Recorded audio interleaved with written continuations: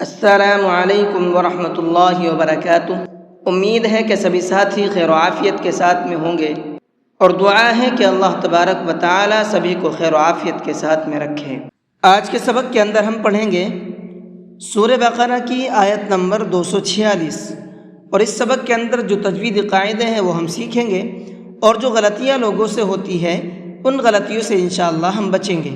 تو آئیے آج کے سبق کو شروع کرتے ہیں۔ اعوذ باللہ من الشیطان الرجیم، بسم اللہ الرحمن الرحیم۔ ألم تر إلى الملأ من بني إسرائيل من بعد موسى ألم تر، را کو پر کر کے پڑھیں گے، منہ بھر کے پڑھیں گے، اس لیے کہ را کے اوپر زبر ہے، اور را پر زبر ہوتا ہے تو اس کو منہ بھر کے پڑھتے ہیں۔ من بنی، یہاں پر غنہ کریں گے اس لیے کہ نون ساکن کے بعد میں با ہے، اور نون ساکن کے بعد میں با آتا ہے تو یہ قاعدہ آپ کو کئی بار بتایا ہے، وہاں پر ایک چھوٹا سا میم بنا ہوا ہوتا ہے جیسا کہ یہاں پر بنا ہوا ہے۔ تو اب یہ نون نہیں پڑھا جائے گا بلکہ یہ میم پڑھا جائے گا، اور ساتھ ساتھ غنہ بھی کریں گے، میم، اس طرح سے۔ بنی، یہاں پر یہ چھوٹا مد ہے، اس کو مد منفصل بھی کہتے ہیں، اس کو 1 سے 3 الف کے برابر کھینچ کر کے پڑھتے ہیں۔ اسرائیل، یہاں پر یہ بڑا مد ہے تو اس بڑے مد کو 4 سے 5 الف کے برابر کھینچ کر کے پڑھیں گے، اور اس بڑے مد کو مد متصل کہتے ہیں۔ من بعد، یہاں پر بھی یہ چھوٹا میم ہے، قاعدہ وہی ہے جو ابھی آپ کو پیچھے بتایا ہے، تو یہاں بھی غنہ کریں گے اور میم پڑھیں گے، نون نہیں پڑھیں گے۔ اذ قالوا لنبي له مبعث لنا ملكا نقاتل في سبيل الله اذ قالوا، قاف کو پر کر کے پڑھیں گے، منہ بھر کے پڑھیں گے۔ ملکن، یہاں پر نون کے اندر غنہ کریں گے اس لیے کہ یہاں پر تنوین کے بعد میں نون ہے، اور تنوین کے بعد میں نون آتا ہے تو اس نون کے اوپر تشدید بنی ہوئی ہوتی ہے، پھر وہاں پر غنہ کر کے پڑھتے ہیں۔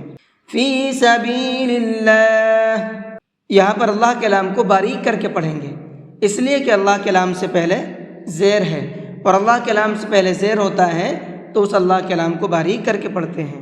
قال هل عسيتم إن كتب عليكم القتال ألا تقاتلوا، قال، یہاں پر بھی قاف کو منہ بھر کے پڑھیں گے۔ هل عسيتم، یہاں پر یہ عین ہے، حمزہ نہیں ہے، عسیتم نہیں پڑھیں گے اس کو بلکہ عسیتم۔ ان کتب، اس نون کے اندر اخفا کریں گے اس لیے کہ نون ساکن کے بعد میں کاف ہے، اور کاف اخفا کے حرفوں میں سے ہے۔ نون ساکن کے بعد میں اخفا کے حرفوں میں سے کوئی بھی حرف آتا ہے تو اس نون کے اندر اخفا کرتے ہیں، تھوڑی دیر آواز کو ناک میں چھپا کر کے پڑھتے ہیں۔ ان کتب، اس طرح سے۔ علیکم القتال، یہاں پر یہ بڑا قاف ہے، اس کو منہ بھر کے پڑھیں گے۔